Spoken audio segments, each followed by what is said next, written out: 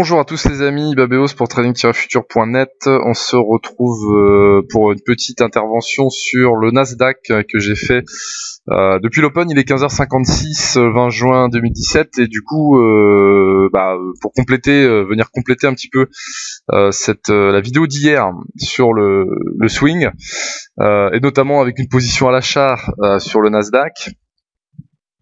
Ça c'est pour le swing, d'accord. Après pour le scalping, évidemment 15h30 open, beaucoup de volume échangé, beaucoup de volume échangé.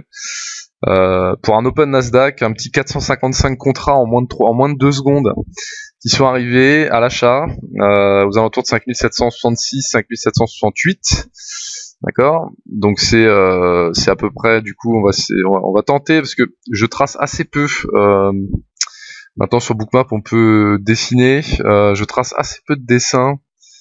On va essayer de dessiner un rectangle. Il manque sur la crosshair d'un Bookmap la valeur sur laquelle on est. Vous voyez la ligne blanche que je déplace là. J'ai la cotation à droite ici, certes, mais j'ai pas l'indication de la valeur directement sur le crosshair.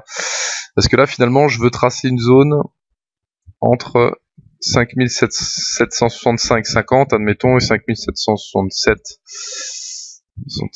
50. Voilà. Non, il faut que je dézoome, excusez-moi les amis. Il faut que je dézoome.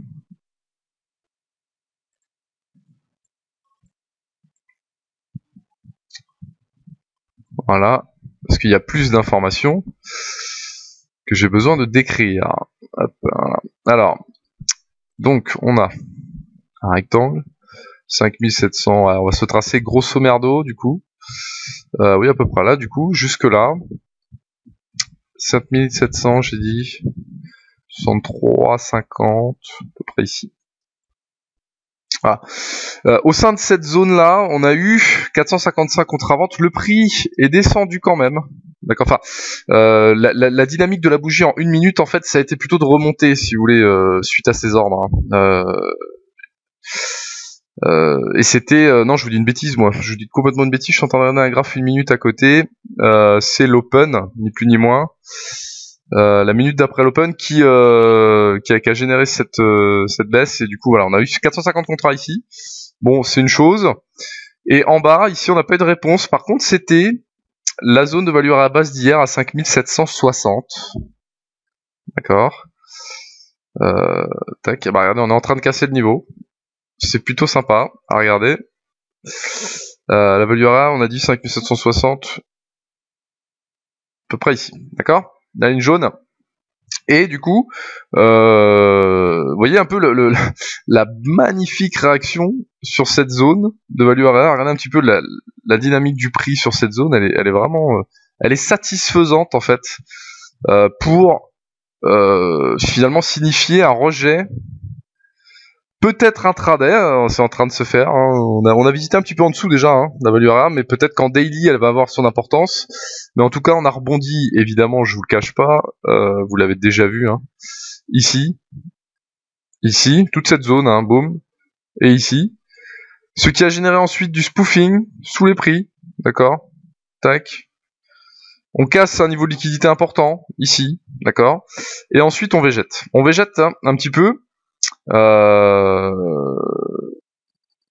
Et du coup, je vais en dézoomer un petit peu, voilà. On arrive au sein de cette cuvette là.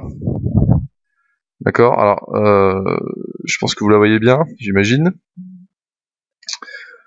J'appelle ça une cuvette parce que regardez, elle est bordée finalement.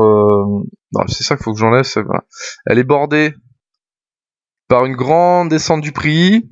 Vous voyez, on forme un petit plus qu'un W, et on remonte de la même manière. Donc on est dans cette cuve, et en bas de cette cuve, il y a la zone de value à basse qui a eu pour effet de rejeter déjà à 3 reprises le prix, à 3 reprises, d'accord. Alors là, elle est en train d'être cassée, du coup, pour l'instant.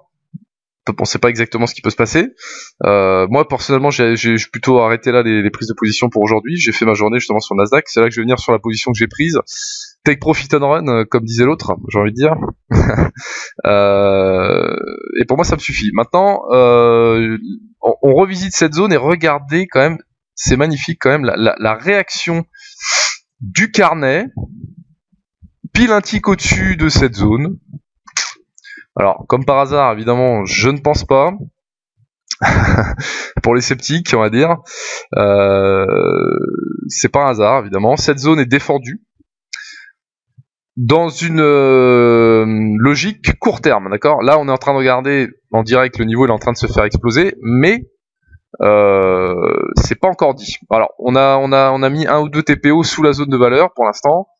On a mis jusqu'à 2 TPO juste en dessous de la zone de valeur. Ça peut être une signification, mais c'est plutôt de la logique d'intraday, d'accord. Là, on est dans une pure logique de scalping. Quand on voit ça, le niveau n'est pas encore cassé, hein, rappelez-vous. Il y a une très belle réaction 3 fois précédente qu'on vient de voir, et en bas de ce... Et quand on revisite finalement ces niveaux, quelques temps après, hein, à peine 5 minutes après, on a une très belle cuvette, aux alentours de 15h50, qui commence à se former, et une réaction finalement de la liquidité, ici. On le voit très bien, hein, voilà, vous voyez le contraste blanc, évidemment, c'est qu'il y a beaucoup plus de contrats sous les prix ici, en protection du niveau, qui est la zone de valeur qui a été défendu précédemment. Une touchette, on monte, une touchette, et on remonte ici. Et finalement, la cassure, moi, de ce mini range formé, on peut également le tracer, hein, c'est un tout petit range qu'on a formé pendant très peu de temps. D'accord. Il faut que j'enlève ça, il faut que je sélectionne ça, voilà. Tout ce mini range ici, il a été pété ici. D'accord. Et boum, j'ai acheté moi ici, sur cet achat, d'accord. Oui, et précisons aussi, en bas ici, on avait 111 contrats vendeurs absorbés, hein. Ici, là, tout en bas. Boum, et on est remonté, et on a cassé le niveau, et moi j'ai pris à l'achat ici, d'accord, et je suis sorti là-haut. Je suis sorti sur ces achats-là, parce que derrière, on a eu 108 contrats ici, dans le sens contraire de mon mouvement, hein. Donc je suis sorti, en fait, voilà. Et du coup, j'ai eu raison, parce que la réjection derrière... Bon, voilà, vous voyez, c'est vraiment, la dynamique est très rapide. Vous rentrez à 52 secondes, à 15h52 et 30 secondes, admettons, à peu près. Vous sortez 15h54, minute 30, 2 minutes. Donc, faut être très réactif, hein, en 2 minutes. Faut vraiment observer ce qui se passe. Ce premier rejet m'a fait très peur. D'accord, ça a été très rapide. Je suis revenu quasiment à étal. En fait, ça a été en gain très vite, revenu à étal et défendu encore une fois dans la liquidité ici, là où on avait cassé le niveau avant. Donc on est dans une logique de casser un niveau de liquidité très éphémère, d'accord. Par contre, on revient faire appui dessus et on repart. Donc je suis resté, mais là-haut, je suis sorti parce qu'évidemment, là, on avait 108 contrats. Vu la réaction du prix, 108 contrats absorbés et je suis sorti à 5768, d'accord. Donc ça fait 4 points de Nasdaq à peu près. Un petit peu moins d'ailleurs, 3,5. Multiplié par 4 le nombre de ticks, hein. C'est un incrément au 0,25, le Nasdaq, et un tick sur 2 contrats égale 10 $. Donc c'est plutôt intéressant. Et ce genre d'opportunité peut se répéter dans des dynamiques de forte volatilité, entre guillemets. Là, il y en a quand même une beaucoup plus ample que ce matin. En tout cas pour le Nasdaq, hein, je parle ni du DAX ni d'autre chose. J'ai une position d'ailleurs sur le câble, je la montrerai peut-être ce soir, où il y a eu une petite news ce matin qui a accéléré un petit peu les choses, mais voilà. Donc vous voyez, les dynamiques sont complètement différentes de ce qu'on peut expliquer en swing. C'est vraiment intéressant de travailler les deux, hein. Et peut-être l'intraday, pourquoi pas, essayer d'ouvrir un petit peu cette volonté. Maintenant, vous voyez un petit peu, il y a beaucoup de monde en bas. Il y a beaucoup de monde. Il y avait une zone de single en protection, en fait, en dessous. On a quand même visité au-delà de la zone de single, mais il y a une très grosse liquidité sur Nasdaq en dessous de 5752,50. Et c'est une correction vers la value area, vous voyez, qui est ici. Donc en intraday, on peut dire que ce niveau est peut-être déterminant. On a passé 119 contrats à l'achat il y a quelques secondes. On remonte encore. On peut recorriger sur cette zone de 455 contrats, j'en sais rien. Il faut l'observer, c'est la plus grosse de l'open. C'est la zone en rectangle la plus grosse de l'open. D'accord? Pas la plus grosse. La zone créée par le flow, c'est là où il y a eu le plus d'échanges en très peu de temps. Donc il peut y avoir une très grosse main qui va décider de la suite des événements finalement. Et il y a une très belle bougie en 1 minute qui est en train de se former. Voilà, mais vous voyez, il faut être dans la dynamique, hein. C'est hyper important. J'espère en tout cas que vous avez pu apprécier ce petit trade pris en scalping et que vous avez pu apprécier ces 3 dernières vidéos du coup sur des sujets vraiment intéressants. Je vous laisse les amis, bon trading, ciao ciao.